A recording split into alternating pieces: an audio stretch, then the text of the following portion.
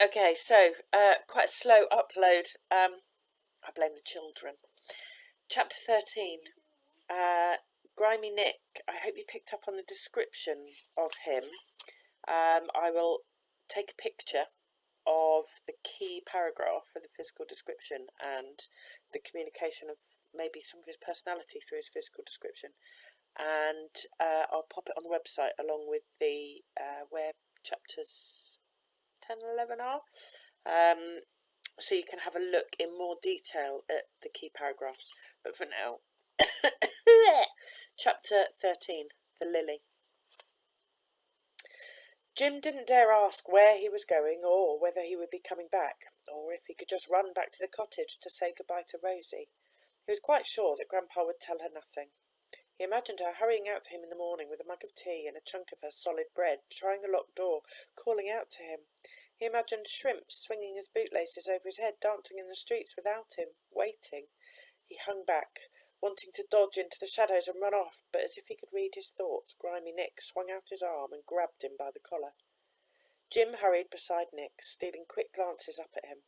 Nick never returned his look, but stumped on, his boots sparking now and then where the cobbles were dry. He took him through the narrow, dark alleys that threaded backwards and forwards between wharves. Rats scuttled away from them, skinny dogs started up from their sleep and settled down again. At last they came to a large warehouse with a row of carts lined up outside and "Best Coals of Cockerell and Co." painted on them, the letters gleaming white out of the gloom. A man was leading a cart horse out of a barn and grunted to Nick. "Thought you weren't coming no more," he said, his voice hollow still with sleep. "Damn you," said Grimy Nick. "You'd think the worst of the angel Gabriel, you would." He took Jim round to the front of the warehouse where it overhung the river and jumped onto the deck of a lighter that was moored there. It was a flat-nosed boat, about 80 foot long. Jim had seen plenty of them working their way backwards and forwards with the tide, loaded up with tons of cargo from the big ships. It had the name Lily painted on its side. It lay in the mud, deep in the stench of the raw sewage that piled against the banks at low tide. "Get on," Nick growled, and Jim jumped onto the narrow combing boards that ran round the side of the boat and looked down into it. Covering one end were planks of wood used for hatchboards, and across these was a long oar. Swinging from the oar was a lantern, casting a dim light into the huge hold, which was piled high with coal. A large, yellow-eyed dog rose on its haunches as soon as Jim jumped onto the hatch, squaring itself to leap. A deep growl rumbled from it, and its teeth shone wet. Jim started back from it. Nick swung round, took him by the shoulders, and pushed him face down towards the dog.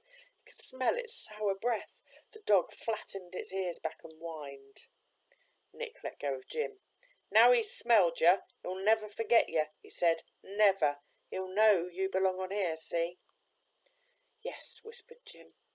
"Which means," said Nick, "that if you tries to run away, he'll be after you, and he'll probably eat you alive. The faster you runs, the faster he runs, see?"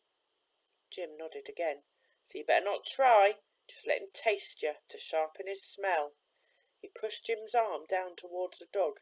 "Bite!" The dog snapped his jaw so his teeth rested around Jim's wrist. He would have sunk his teeth right in if Jim hadn't held himself steady, though every nerve in him was screaming out. "Leave," Nick said, and the dog sank back onto his haunches again, snarling. Jim nursed his arm. The teeth had just punctured the skin, and little points of blood were oozing there. "He's quite friendly," Nick said, "just so long as you're friendly to me, see?" Jim nodded. He was too afraid to speak. "Well, we'll get along very well in that case," Nick said. He straightened himself up, took hold of his lantern and held it up, swinging it slowly from side to side. High up in Cockerell's warehouse a shutter opened and a white face peered out. "Don't tell me you're ready," the white face shouted. "If we don't get this load out, we'll have lost tomorrow's tide as well as today's." "I knows that," Nick shouted back. "I've been training my new boy." The white face disappeared and a door opened next to the window. A large wicker basket that was roped to a winch was lowered slowly down, creaking as it came. Nick jumped down into the hold on top of the coals. "Lantern," he grunted, and Jim passed it down to him. "Well, get in." Jim scrambled down beside him, his feet slipping on lumps of coal as he landed. The inside of the lighter was like a black cave, gleaming with heaps of coal. It smelt of damp and sulphur. Nick thrust a shovel at Jim. The basket hovered just above the hold, and Nick eased it down, steadied it, and started shoveling coal into it, his body swinging into a deep, easy rhythm. Jim stabbed at the coals with his shovel. He had to lift it nearly as high as himself before he could tip it into the basket, and the few coals he managed to lift slid off and bumped against him. He gave a little yelp of pain, and Nick stopped shoveling for a moment. He whistled in contempt. "Get on with it," he shouted. Jim panted, trying to slide his shovel under the lumps of coal again, and Nick threw his down and swore at him. He banged his hand across the back of Jim's head and came to stand behind him, reaching round Jim so his hands were gripping the haft just above Jim's own, forcing Jim to swing into his own level rhythm of shovelling and lifting. When he let go, Jim's hands were burning. Jim did his best to keep up, lifting just 2 or 3 coals at a time to Nick's shovelful, bending and lifting, as if this was all there was to do in the world. At last the basket was full. Nick yelled up to Whiteface, and the bucket creaked away from them as it was winched upon its rope to the top story of the building. Nick swung himself up onto the hatchboards, and somehow Jim pulled himself up after him, rolling well away from the dog. Day had come, grey as pigeons. The man picked up a pail and emptied water out of it into a cooking pot on a small iron stove. "Get some more," he said to Jim. "There's a pump in the yard." As Jim jumped across to the planks of the landing stage, he heard Nick say to the dog, "Watch him, Snipe." The dog loped after him, skulking round his legs as he ran, nipping at his ankles. From the back of the warehouse he could hear the rumble of the coals as they slid down a chute onto the waiting cart. The empty basket creaked down again towards the Lily. Jim pumped water into the pail and ran as steadily as he could back to the lighter, the water slopping out against his legs as Snipe nosed against him. Nick had lit a fire in the stove, and he poured some of the water onto a mess of gruel in the cooking pot. "Stir that," he said to Jim, "and don't take all day." Jim watched over the gruel until it was beginning to thicken, then lowered himself down into the hold again and swung painfully back into Nick's rhythm. His stomach was beginning to growl with hunger. When the next basket was full, they went back up, and Nick ladled the gruel into 2 bowls. They ate it fast, squatting on their haunches by the heat of the stove, and when the basket was lowered down again, they left their bowls and set to work.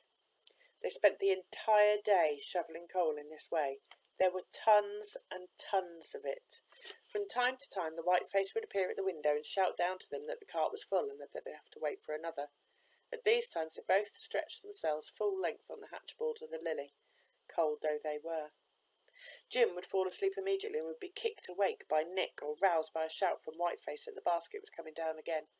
His bones seemed to set whilst he slept. He could hardly kneel or stand, but he was so afraid of Nick and of the yellow-eyed dog that he lumbered up like an old man and hobbled to his job. A long time after dark, Whiteface shouted down that he was going home and they could finish for the day. Jim could hardly crawl by then. His shoulders felt as if they had knots of pain in them that would never undo. Nick put some potatoes in the pot and passed Jim some water to drink.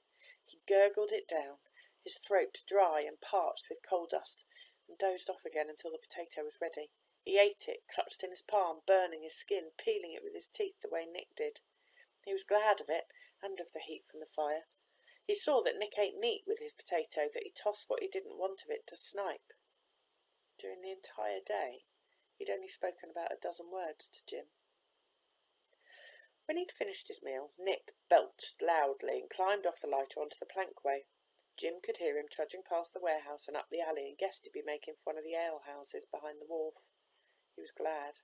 All he wanted now was to go to sleep. There was a wooden locker with 2 benches, and he guessed that these were to lie on. He rolled himself up in his sacking. He was so tired that he fell asleep at once. Somehow, through his sleep, he heard Nick coming back, full of ale and good cheer, saw him tussling Snipe's head and slipping him more meat from his pocket. He didn't take the bench next to Jim, but lowered himself down into the hold of the lighter, and Jim was glad of that too. Far out on the river, tugboats hooted.